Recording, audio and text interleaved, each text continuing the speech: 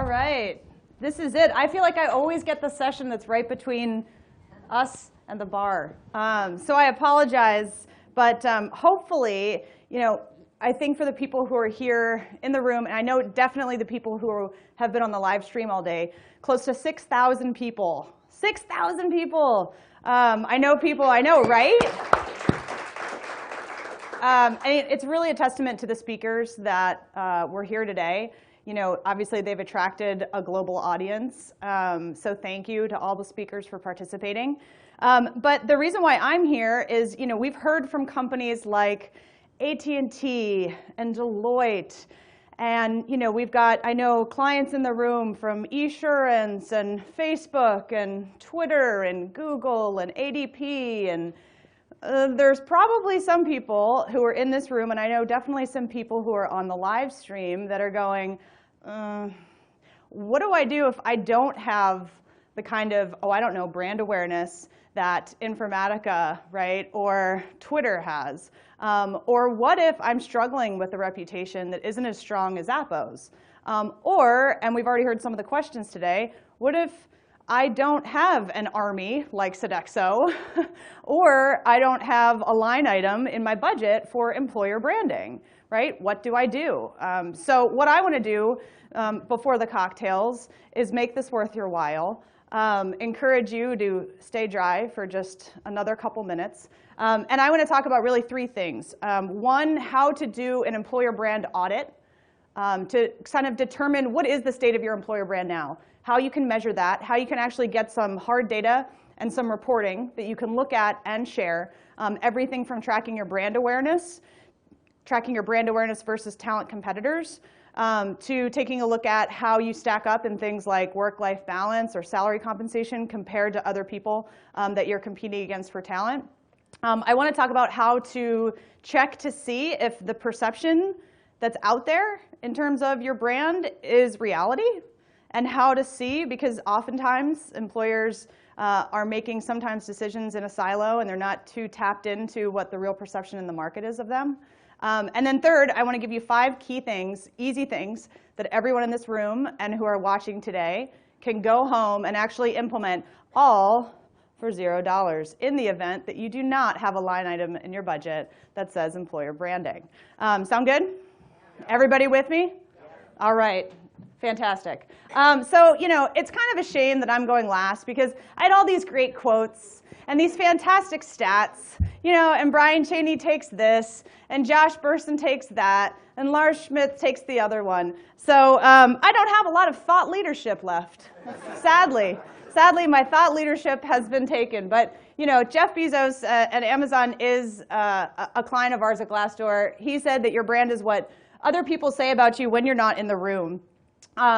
And so, we need to figure out what are candidates learning about you, right? And we've already now heard from Jen at Deloitte, from Jen Tharp from AT&T, from Shannon at CEB in the research study, that when we're looking at where our audience is, right, and we're now looking at recruiting as marketers in many ways, when we are identifying who is our audience, who are the candidates we want to attract, you have to figure out first, where are they going? We now have seen enough data that's shown up today that says your candidates are likely going to your career site, not just desktop, but also mobile, which I'll talk about in a bit.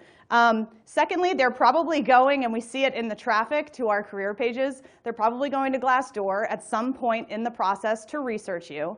They're also going to other social platforms. They're also engaging in conversations with your recruiters at career fairs, networking events. They're also looking at things like Best Places to Work awards, and they're just hearing about you out there in the industry and seeing whether or not you're making any of those lists. So it's really critical, right, that when you're starting this employer brand audit, you start to look not at just what the C-suite at your company is saying about your company, but let's start to look at all of the different channels first, because that's where your audience is. And I think this sort of builds on the content that we've heard today. So moving forward with this sort of employer brand audit, Many people don't know this, but one of the key kind of value propositions of Glassdoor and how we help employers is we provide them with tangible data and reporting and analytics. Much of those reportings and analytics are actually free because we want to get employers engaged in the conversation. And we help them to start to measure their brand and manage their online reputation with data that no one else has. And it's really powerful, especially for, I know, the clients in the room that use Glassdoor and are really aware of the data that we're able to share with them. But one thing you can do, and this is especially for anybody on the live stream, as long as you have a free employer account, any representative of a company who works in an HR, talent acquisition, marketing, PR, communications function can sign up for a free employer account on our website at employers.glassdoor.com. And this is an example of how we are able to share free data and analytics that no one else can, so that you can measure your brand awareness and track it not only month over month yourself as a company, but you can choose up to 2 other competitors in your space, or any companies you can basically think of. And you can actually see how your traffic and your brand awareness on your Glassdoor profile page compares to theirs. Really, really powerful stuff. And you can see here, I just pulled 3 examples of 3 companies that sit in the same space, Nordstrom, Macy's, and Neiman Marcus. And you can see here that we're able to track their brand awareness. Again, this is a completely free report available to anyone in the room or anyone watching that can help you measure your brand awareness by using Glassdoor. Next, what you can do is you can take a look at your reputation versus your talent competitors. How do things like not only your overall rating on Glassdoor, but how does your work-life balance, salary and compensation, culture and values, senior leadership, where are the areas where you really shine, not only compared to the Glassdoor average, and keep in mind we've got over 300,000 companies that are profiled on Glassdoor, but not only compared to the average, but also compared to the people that you're competing against for talent. Sadly enough, some of those companies are probably like sitting right next to you. So at least we're evening the playing field by giving you all the same strategies. But this is a great way for you to take a look at where are the gaps, right? Where are the things, and again, this is all based on data from the reviews and ratings that are coming from current and former employees, but it's a fantastic way for you to start to track how your employer brand measures up because we are able to serve up data that no one else has. And another great thing that you can use in Glassdoor is taking a look at the ratings and the trends over time. It doesn't cost anyone anything to go to Glassdoor and start to just read the reviews. You can take a look at the reviews, you can take a look at the ratings, you can start to see the ratings trend over time, the percentage of people who've recommended your company to a friend, whether or not they approve of the CEO, whether or not they think that the company is due for a more positive outlook, if it's going to stay the same, or if they think it's going to go downhill. And they can even take a look at what the trends look like over time. You can also track what your CEO rating looks like over time as well. Again, all of these reports completely free for any employer that has a free employer account on Glassdoor. Great data. You're able to PDF all this data and send it off via email, or you can even click in Glassdoor. You can share the information with other people by putting in email addresses of people on your team. All of this stuff is free, and it's a great place to start when it comes to figuring out how your brand stacks up. And then other things outside of Glassdoor, we talked a lot about sort of the hiring metrics today, and it was great to hear different perspectives.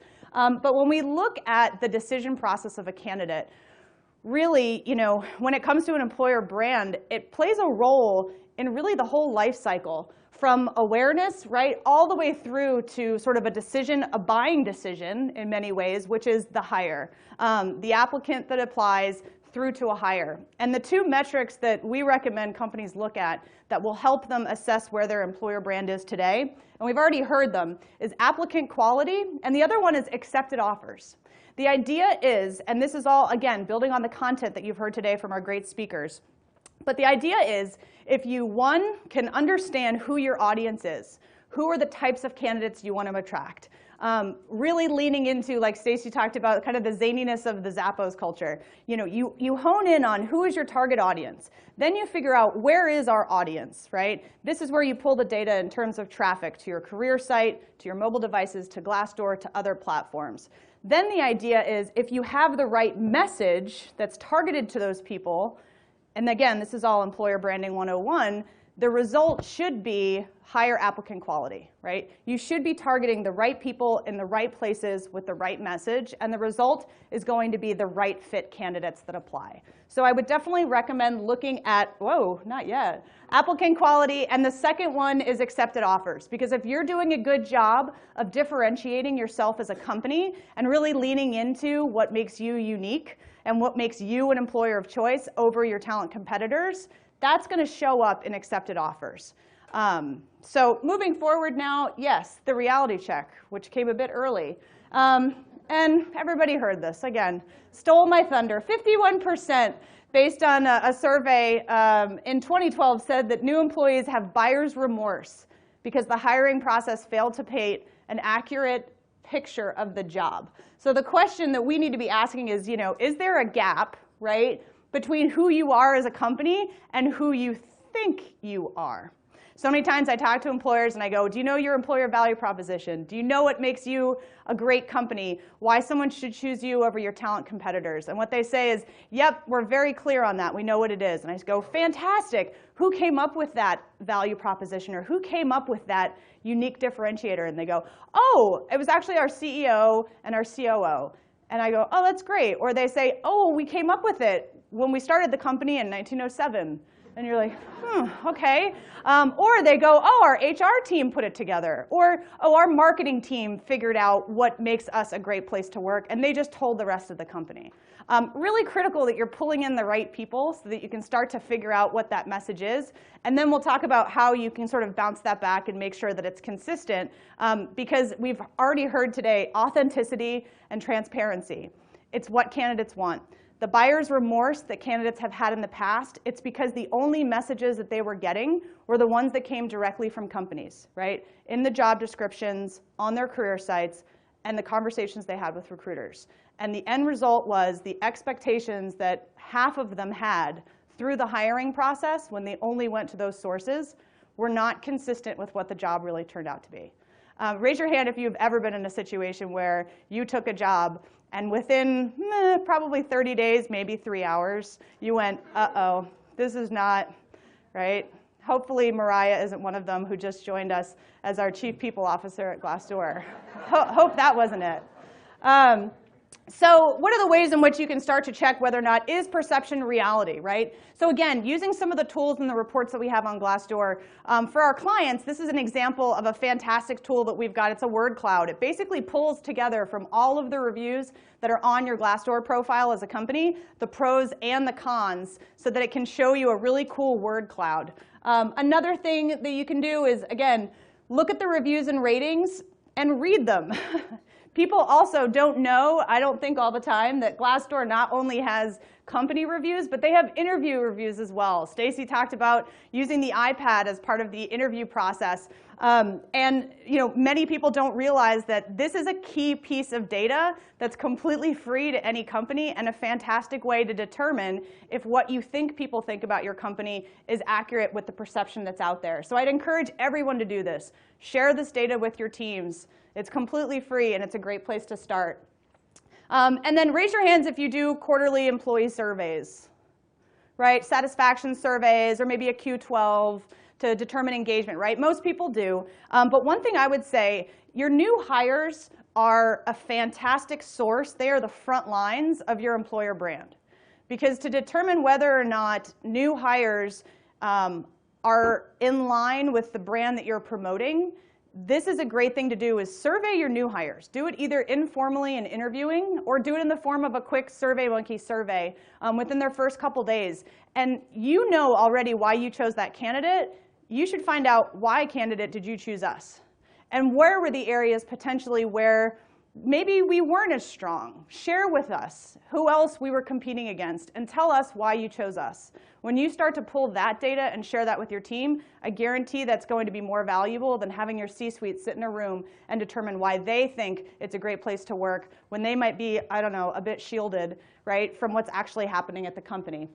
And the last thing I would say, and I'll talk about this as well in my 5 tips, is start to leverage the people within your company. Start to talk to people outside of just the department or just outside of HR or marketing or the C-suite, and make sure, because basically Employer branding today, it's not just about attracting talent, it's about the impact that it also has on your ability to retain your star players. In the same study that I cited with the 51%, 84% would consider leaving their job for a company with a better reputation, even for as little as a 1% salary increase. So that means that your employer brand now not only has a business impact on your ability to attract talent, but it's about retaining your top players. So what are we going to do? 5 things. 5 things right now that I'm going to go through quickly, and then cocktails are coming, I promise, to make a difference that aren't going to cost anything. Number 1, I'm going to talk about educating. You are now these employer brand rock stars. You have gone through an entire day of like employer branding boot camp. You are going to go back to your organizations and they're going to say, what did you learn there? Or why did we fly you from Vancouver, right? Please, why did we fly Jillian from Vancouver to spend a day in San Francisco? So you're going to be armed with this fantastic data that I'll go through. It's important that you start to go back and start to be the educators within your org. Refresh your messaging across channels, embrace transparency, engage with your brand ambassadors, and from my perspective, your best brand ambassadors are your employees. Measure, track, and share. So one thing on each. So these are just stats that, again, other people have probably already said today. But these are all just proof points around the importance of an employer brand and its impact on your ability to attract and retain top talent. And our friends from Finally actually just put out a really fantastic little graphic recently. It just said, Towers Watson found in 2013 that employers with strong EVPs are 5 times more likely to report that their employees were engaged, are 2 times more likely to report financial performance significantly better than their peers, and had an average operating income increase by 19.2%. Right? So these are the kind of stats, this is the kind of data that you need to now go back as these employer brand ambassadors, having gone through this like Glassdoor Summit boot camp. This is the kind of data you need to go back to your teams with and start to educate. Where can you find this data? So the nice thing is all the fantastic data and the content from today, we're going to be taking the sessions, splitting them out into separate videos, and within the next week or so, for everyone that's here today and anyone that's registered to watch the live stream, you're going to get access to all of the great content. You also should definitely reference places like Corporate Executive Board that we heard from Shannon. They've got fantastic research. Burson, we see a human resources report just came out last week from Bloomberg. If you search employer branding, you can start to find information. And luckily, we also co-wrote a book on employer branding for Dummies. Lars Schmidt actually wrote the foreword for the book. Everyone that's in the room today is going to get a hard copy of it in their gift bag. Woo! Yeah. Lars will be available for selfies and autographs at the cocktail session. Hashtag true. But anybody from home is able to access that book as well and download it for free as an ebook. But as I said, people here as a reward are going to get it as part of their gift bags. So the second thing is refresh your messaging across channels. So many people, when's the last time you refreshed the content on your career site? Or the content on your Glassdoor profile. There's lots of things you can do for free on Glassdoor. You can add photos. You can make sure that your description and your mission is correct. You can now add benefits on Glassdoor completely for free. Make sure that you've got your social channels that are queued up. That also, you can see on the left, it's not just about the desktop experience, it's about mobile as well. So refresh the messaging on your channels. It could take literally 2 hours to ensure that everything's up to date, and it will have a massive difference on your ability to impact your brand. Embrace transparency. We've talked about it a lot today. Candidates have that buyer's remorse because they were only getting the employer's perspective. They want transparency. They want the good and the bad and the ugly. And we've already heard today, the importance of not getting 2,000 unqualified resumes. Nobody wants them anymore. We want people to self-select out. Right? Zappos has gone a step further and said, we'll choose you. So what we're looking at is a way for you to open the kimono, if you will. We launched a program at Glassdoor called Open Company, and it basically is a way to recognize the companies who have taken a couple extra steps, like they've responded to reviews on Glassdoor, which I'll talk about in a second. They've added photos. They have solicited their employees for reviews and said, get engaged in the conversation on Glassdoor and help share the story of what it's like to work here with future candidates. It's a completely free program. Again, go to employers.glassdoor.com, open company. A great example of an open company and one tactic that is completely free and a fantastic way to boost your brand is to lean into this transparency. Like Spencer, who is the CEO of Zillow, he actually responds, he's the CEO, to reviews on Glassdoor as himself. It's not a tactic or anything that anyone on his team does. He does it personally. And what he told us that he was actually not willing to share with us until we prodded him after a couple weeks and said, come on. And he said, I think it's actually a competitive advantage. I don't really want to share it. We said, come on, it's a great story. He said, okay, I give you permission. He said that 4 candidates over a 30-day period went to him after they were hired and said, the reason why I chose Zillow over your other competitors is because I saw that the CEO had responded to reviews on Glassdoor. And I said, that's the type of company that I want to work for. One where the CEO is engaged, where they embrace transparency and authenticity as an employer brand, and they're taking the time to have that two-way conversation with candidates. Again, doesn't cost anything, easy way. Engage with your brand ambassadors. I talked about this. Anybody have any focus groups or kind of like task forces around employer branding? Okay, a couple nods, which is good. I definitely would encourage it. It can be a lunch bunch. It can be something that you empower an intern to run. It can be something really informal and doesn't have to cost anything, and maybe you just buy them pizza for their lunch every once in a while. Just ask them, tell me, what's the haps? What's the pulse? What's happening here, right? Pull in some new hires, pull in some people who've been here for a while, pull in people across the org. Make sure that you are tapped into what the people in your organization across your org are really saying, because that's going to come through in however you promote that brand message across those multiple channels.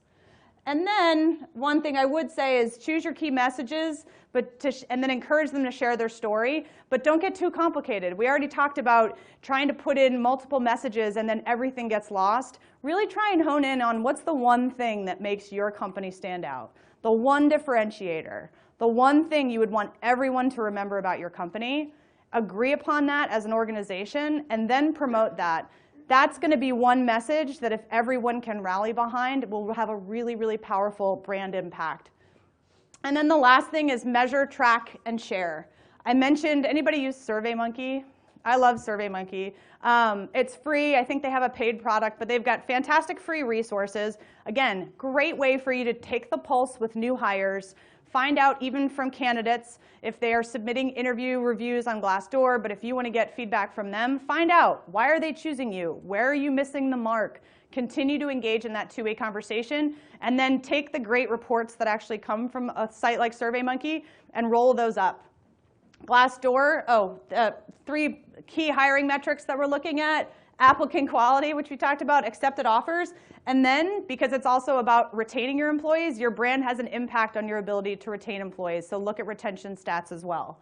And then Glassdoor, as I mentioned, fantastic reporting. Many of the reports that we offer to help you measure your brand and track your influence compared to competitors, completely free. We want to get employers engaged in the conversation. And these are the kind of things that you're going to be able to share potentially with other people on your team. And other resources that we also have on Glassdoor. You can see in the bottom, we've had a really fantastic guide that we just wrote on Employer Brand Analytics 101. It's completely free. If you go to employers.glassdoor.com, go to resources in the top right. We've got a ton of webinars on demand. We just did one on how to message your employer brand in an authentic way, and we saved that. We actually have one that's coming up next week on how to respond to Glassdoor reviews to build job seeker trust. Tons of resources. Again, we want to be a resource for you at Glassdoor. We want to be the people that you think of when you think of employer branding, and you want to see us as people who are here to help. Because we recognize, right, that employer branding has a direct impact on your ability to attract and recruit talent, and we want to be the place where you're ensuring that your message is out there. That is pretty much it for me. I will open it up for questions. I know that questions rarely come when the cocktails are next on the list, but that is it from me.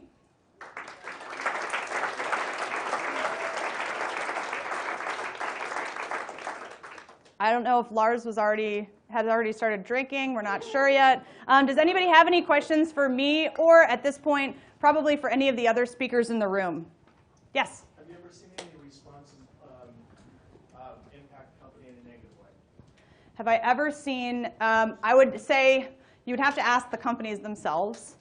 We wouldn't necessarily speak and say that had a negative impact on a company. That answer is yes. Oh. So Glassdoor it presents an open view of your organization, and some of those reviews aren't going to be flattering, and that's just the reality. I think it's, companies need to be really cognizant of taking care of their people and candidate experience and all these things, because it's very easy for an employee or an interviewee who has a negative experience with your brand and your organization to go and leave a comment. But what I really mean is, Yep. as a company Responding to reviews. Oh, I see. Okay. yes, and did it have a negative impact? Yeah, that's the question. The more common question that we get is, should we respond to reviews that are negative? Should we just ignore them? Should we only respond to the positive?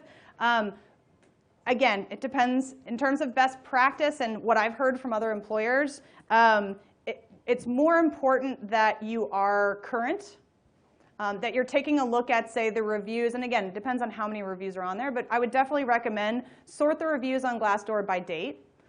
Take a look at the ones that have come in, say, in the last 6 months or maybe your last 10 reviews. And ensure that, I make the analogy of, has anyone ever used a TripAdvisor?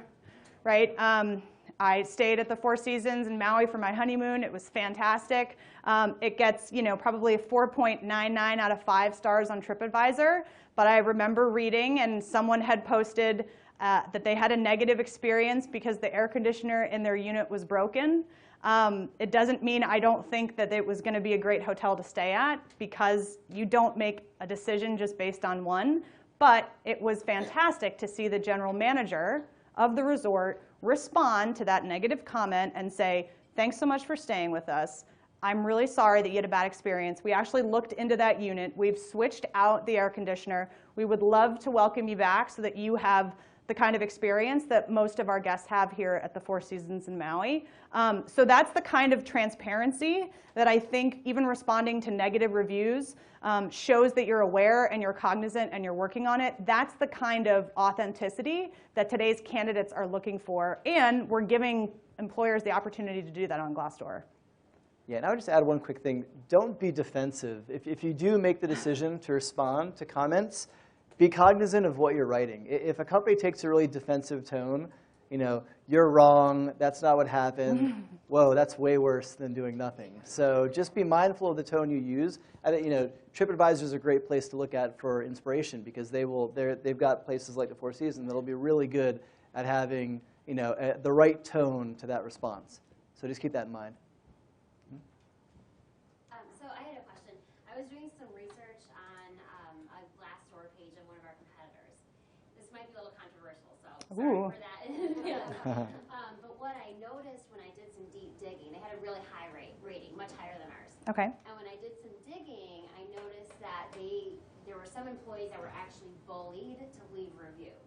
They would say that in the review. Like, my manager made me write a review. I had to submit my review first for approval. I even have to pressure my consultants to leave reviews. And what's really bad is that our competitor was cited as the best place to work in an article based on their Glassdoor rating. Got it. Question, does Glassdoor, what's Glassdoor's opinion? Are they hands off if they see that, or do they let it go? It's a good question, because many people ask and have no idea in terms of how content is moderated on Glassdoor and how we ensure that there's no gaming of the system, or that people aren't creating, for example, fake email addresses. So our content moderation process at Glassdoor involves both technology and human touch, and the human touch part is very much a differentiator and something that's unique to our process, because we know technology can't catch it all. So we do have a proprietary algorithm that's in place that ensures that there's no defamatory language, that basically the content that's submitted meets our community guidelines, which are public on our site. But the second piece is we actually have a hardworking content moderation team that's based in Ohio. Their sole job is to look at every single piece of content that comes in with human eyes, be it from an interview, review, to a photo. And they essentially have to determine, with human eyes, whether or not it meets our community guidelines. Which is why none of you could sit here right now and post a review, especially, or someone who's sitting, maybe getting let go by the company, leave a scathing review, click send, and all of a sudden it shows up on someone's Glassdoor profile, because it goes through that content moderation process first and then determines whether or not it gets pushed live. In the event that a company thinks that there might be gaming of the system, or there is something that leads someone to believe that it should go through further review, there's 3 great things that anyone can do. They can flag the piece of content, and it will basically go back through the queue. They can contact Glassdoor, or they can obviously respond to it as an employer. In terms of your comment about it being a best place to work, that again is a proprietary algorithm in which we are pulling from the ratings and reviews. Our content team is completely separate from our sales and marketing team. That's a PR program. It's the kind of thing where, unlike other review sites that have gotten reputations for, maybe editing content, or, hey, if you pay us a little advertising, we'll bump up your rating a bit. That's not the case with Glassdoor. Bottom line is data integrity is number 1. We wouldn't be here, we wouldn't exist if we didn't keep that number 1. There's a clear separation between church and state when it comes to sales and marketing at Glassdoor, and content. And I'd be happy to talk to you after, but it's something that gets me fired up, because if there were any lines that were blurred there, we wouldn't be here, and we would not be the trusted and transparent place that we've become for both job seekers and employers.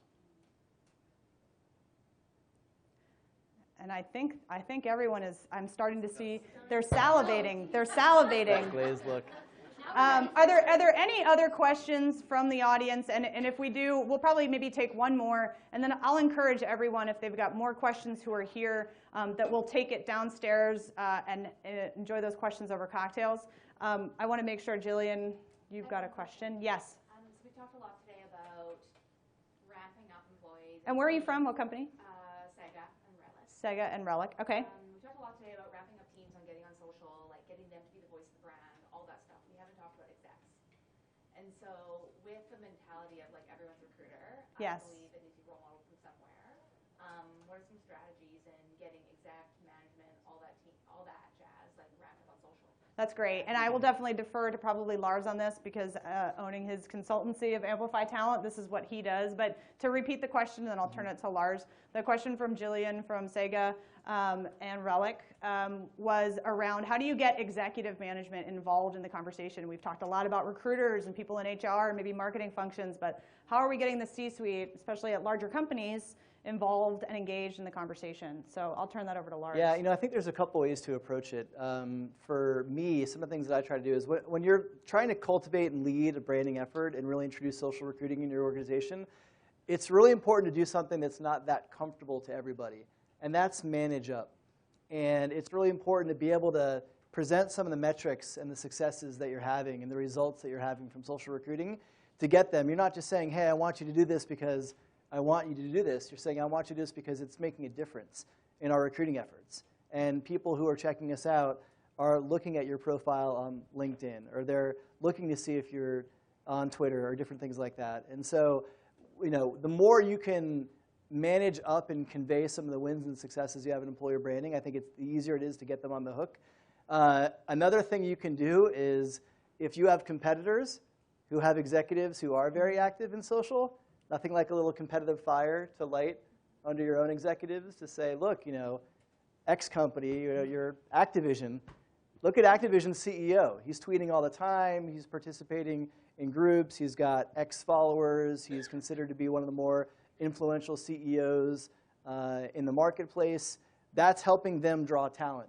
Why do we want to give our competitor an advantage in this competitive talent market? So, those are things that I generally recommend in terms of getting their support and buy-in. But it's gonna take more than please. Oftentimes, because having that data and being able to share some successes that you've had and/or bring some of that competitive competition, I think helps. Great. So for everyone else that has questions, for those that are live in the room, I think we can do the rest of the questions over cocktails. What do you guys think?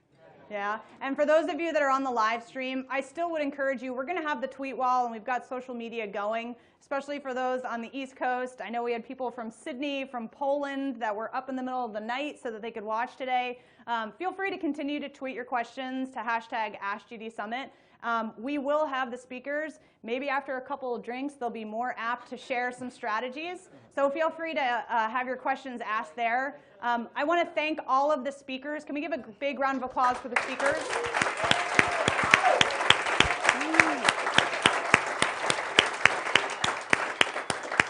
And I obviously want to thank Lars as our MC. This was not an easy process for him. He's fantastic. Thank you. And I want to thank Glassdoor for hosting us all. This has been a great event, so thank you, Glassdoor. And Allison, of course.